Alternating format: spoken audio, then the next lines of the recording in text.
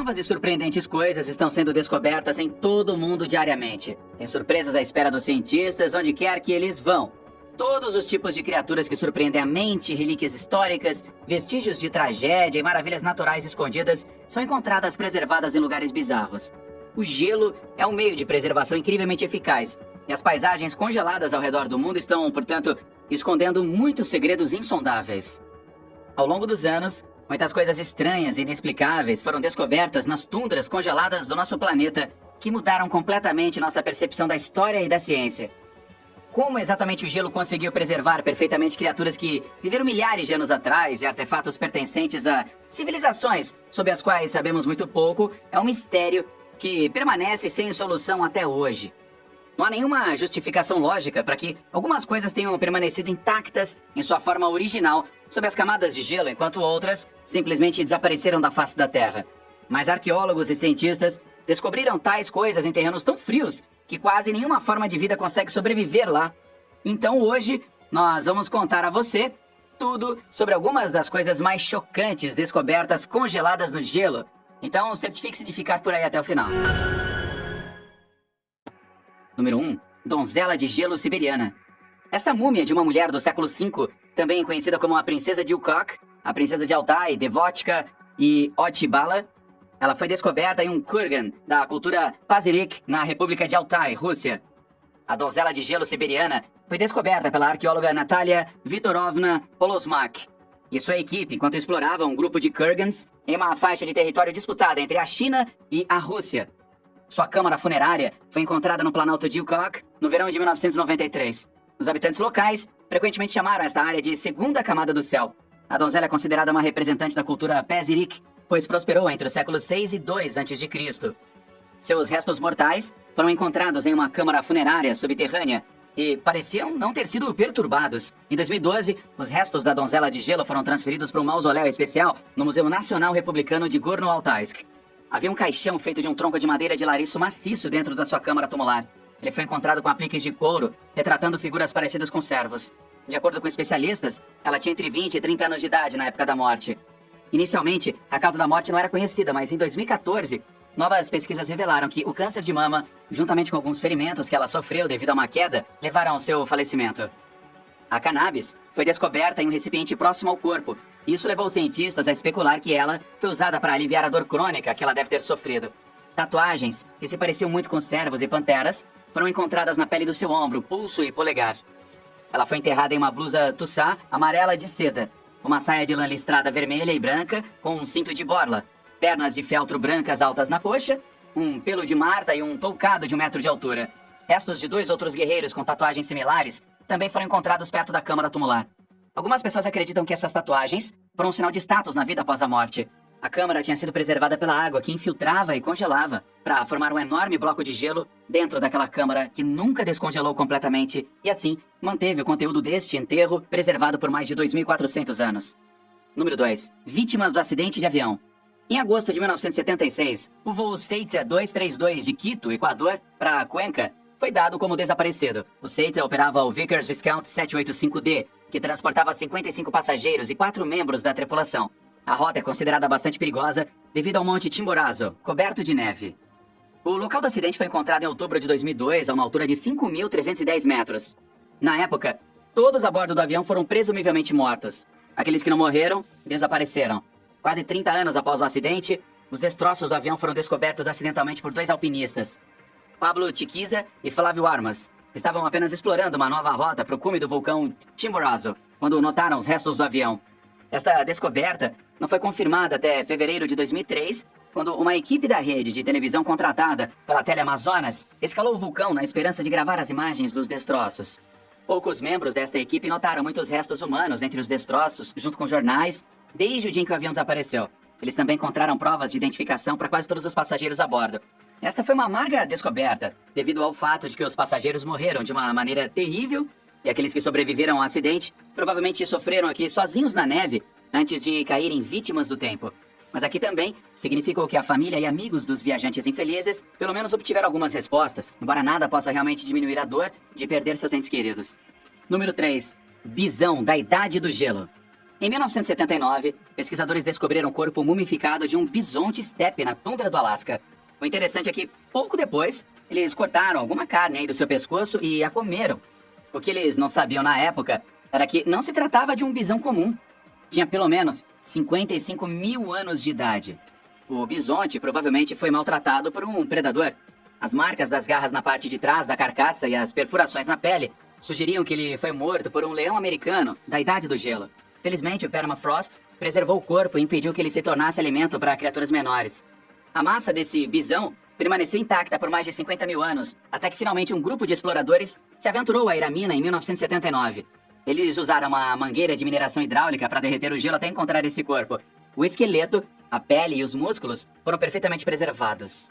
Dale Guthrie, que liderou a escavação, cortou uma parte do pescoço e organizou um jantar, que serviu a antiga carne para 8 pessoas. Dale foi quem deu o nome do bisonte Blue Babe. Vários anos após sua descoberta, um taxidermista da Finlândia transferiu o corpo para Fairbanks e restaurou o espécime para exposição. Número 4. Flecha da Idade do Ferro.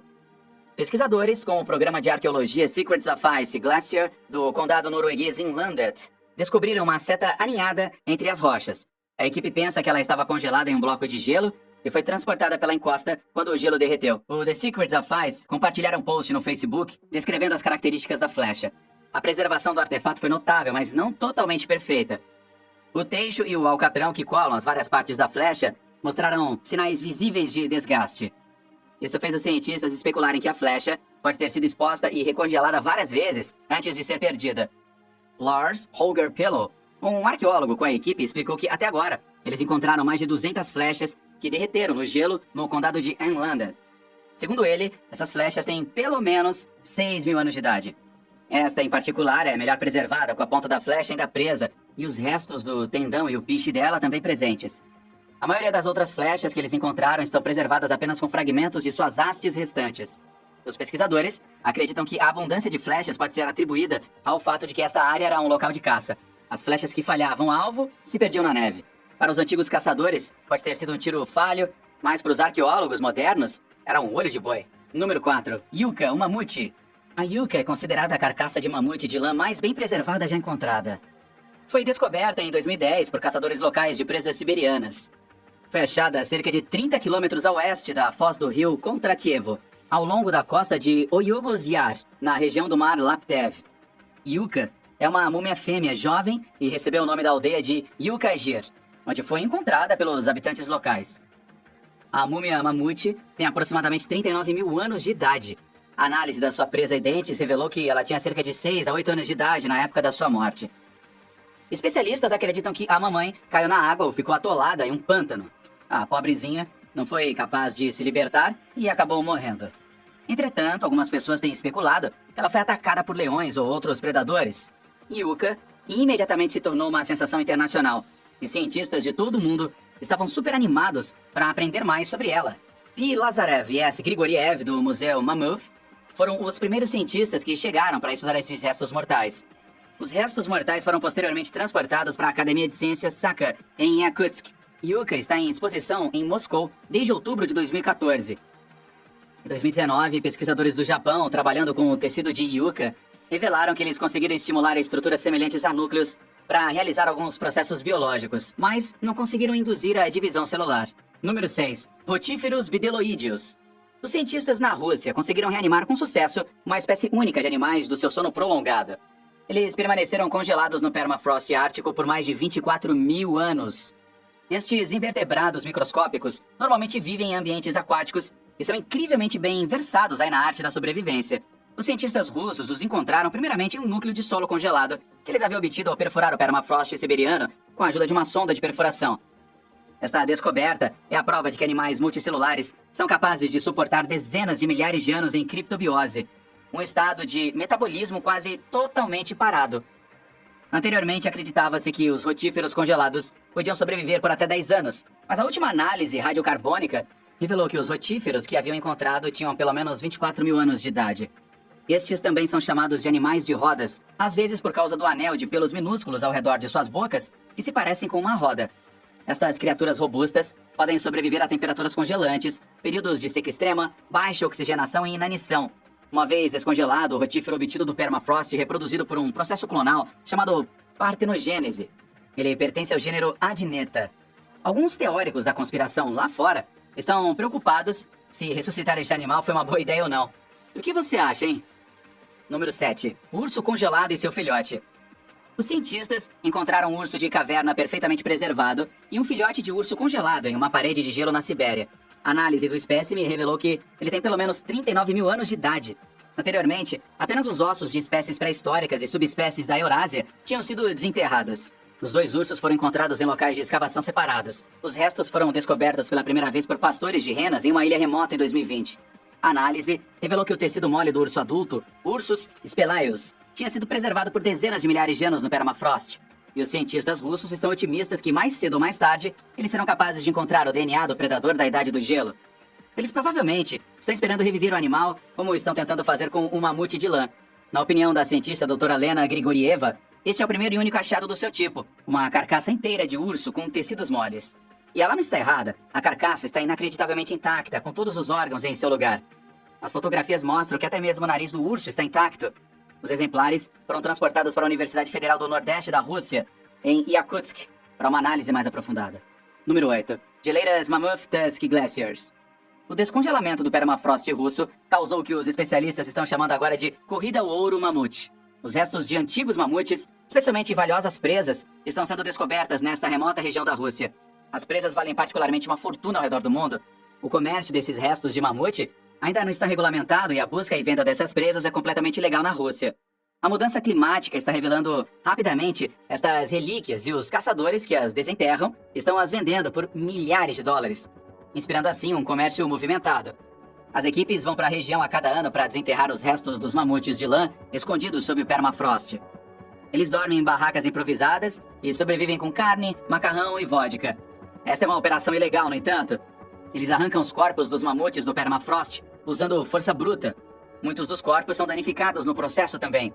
Em sua ganância pelos pesados pagamentos, essas pessoas desenterram as presas dos esqueletos, mas no processo destroem as evidências de vida passada na Terra. Número 9. Expedição Andrei.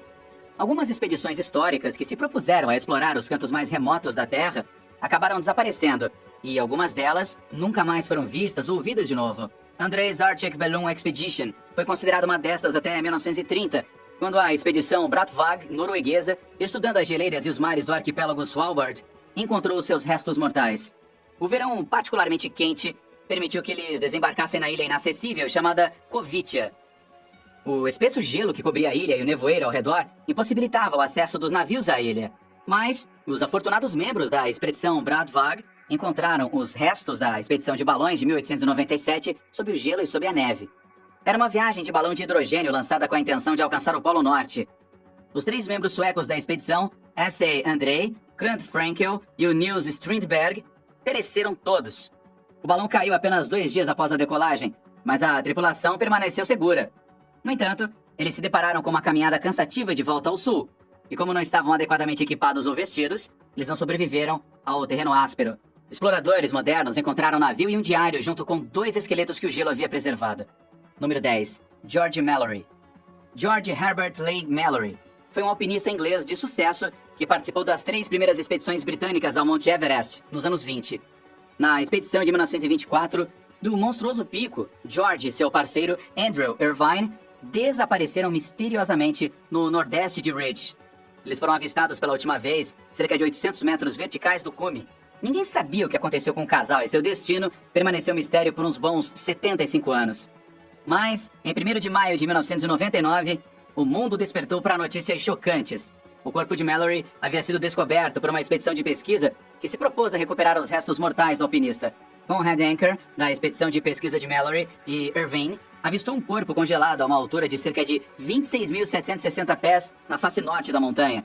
Estava abaixo do ponto onde o machado do Irvine havia sido descoberto em 1936. É provavelmente por isso que a equipe pensou que ele pertencia ao Irvine.